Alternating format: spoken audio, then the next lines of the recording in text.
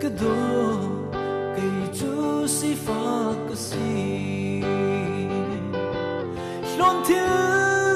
dây ngay lâu pha cái si nắng cha tình các lâu mi cái si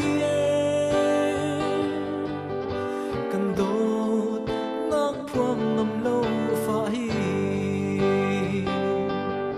cái đốt nắng cần rua zona cái tập tổ riêng nu xin khác cái trăm nắng trâu lại nắng nào nở bằng in cần hờ bất thiên xin cái đốt run cả thế chiêm câu lo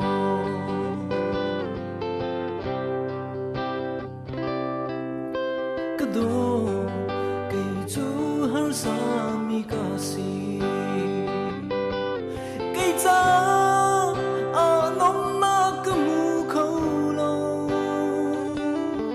gian ta giải la cái sa tô ne cha ba xin khin cái phuan theo tô cái đốt nắng cần rua zona cái tập tô riêng nu xin khác cái trăm năm trâu lại nắng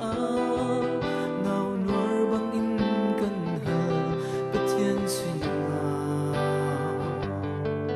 cái đồ run cả thấy thiam câu lo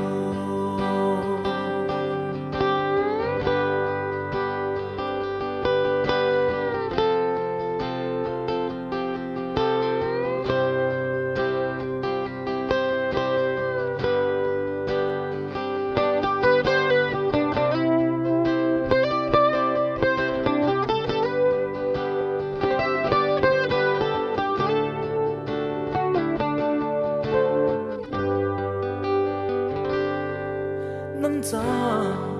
bẹt đinh mi dây càng ngày lâu cái thiên lùng đi lắc in cần bẹ câu hồi đắng hệ ta chung ngâm xin lại lâu mình sẽ cái đi lắc in cần bẹ